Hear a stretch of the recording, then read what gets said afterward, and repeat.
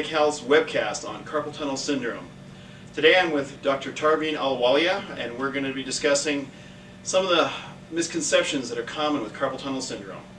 This is an extremely prevalent condition brought on by repetitive strain injuries in a lot of cases working at workstations.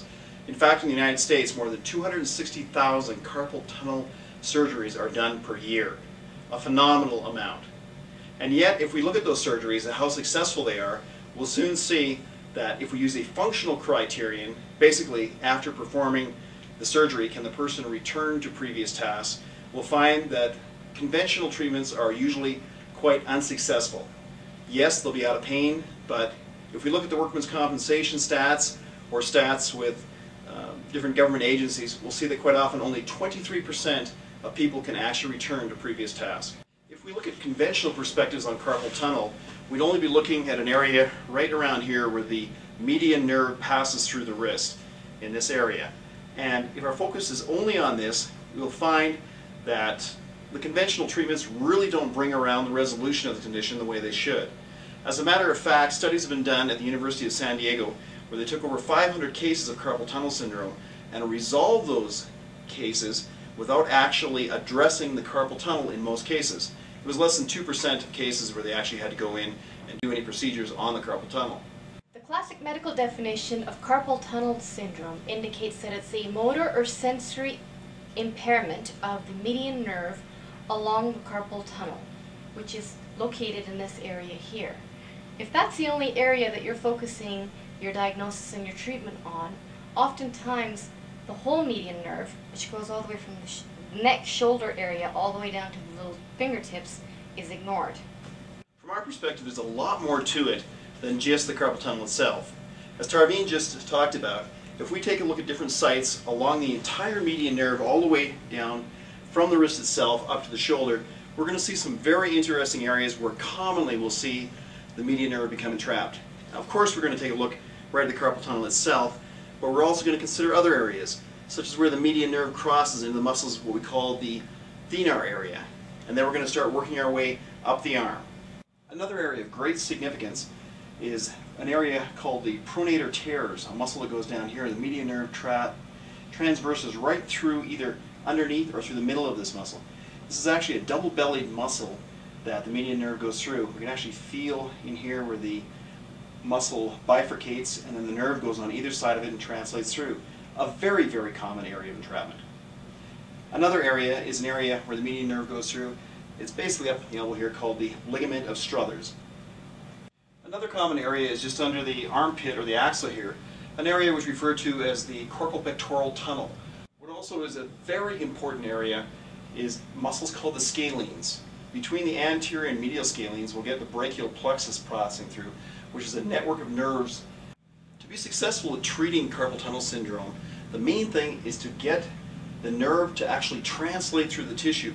What happens in cases of repetitive motion is a person may be working on the computer, doing several tasks, working with a mouse, and over a period of time they start to develop what they call a friction syndrome. This creates micro tears within the tissue and eventually inflammation. The person starts to lay down, referred to as cross-fibrous adhesions. When this happens, the nerves start to stick or lose their glide through the tissue.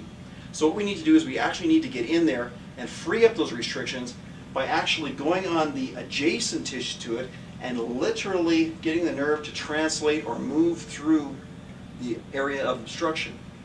Once your practitioner has gotten in there and broken up the soft tissue adhesions in the carpal tunnel area, it's very important for you to follow up on your own at home or with a personal trainer in building strength and flexibility in this area.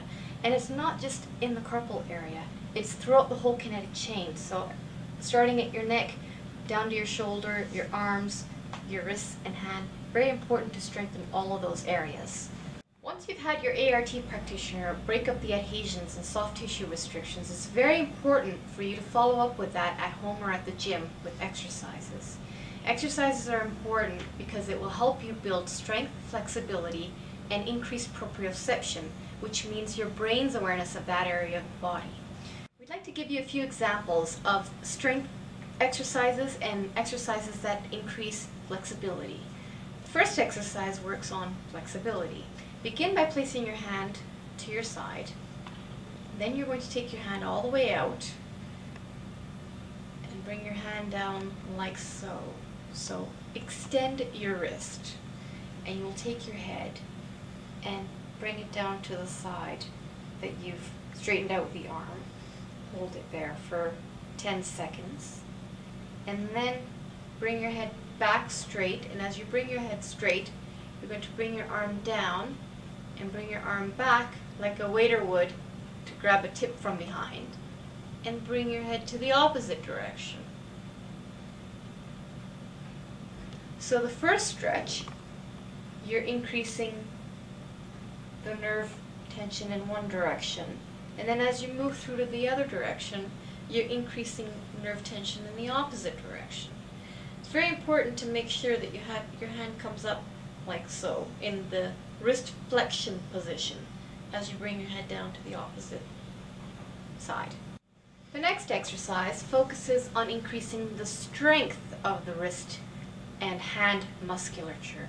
If you have access to a power web, which most gyms will have, begin by placing your fingers in a spread out position in the power web, and then what you're going to do is you're going to squeeze your fingers in really tightly, and very slowly over 5 seconds you're going to open up your hand. Squeeze your hand in again and very slowly open up your hand. As you slowly open up your hand, you'll notice that it takes quite a bit of strength to not just let it all go and open it up slowly. If you don't have access to a power web, you can simply take a handful of elastic bands, place them around your fingers, and open up your fingers and your hand. And slowly close them again over 5 seconds. Again, open up your fingers and then slowly bring them back together.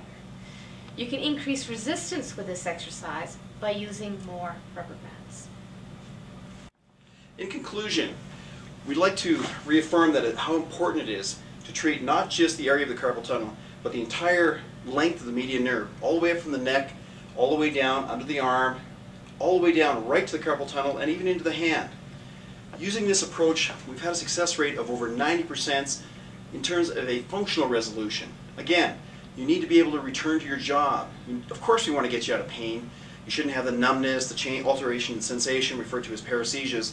But the main thing is you've got to be able to do all your tasks. Pick up your kids, your luggage when you're at the airport, whatever the task may be. You've got to be able to do everything. Using this criterion in terms of a functional resolution, you're going to achieve a very high success rate. Again, be a little critical. Ask a lot of questions.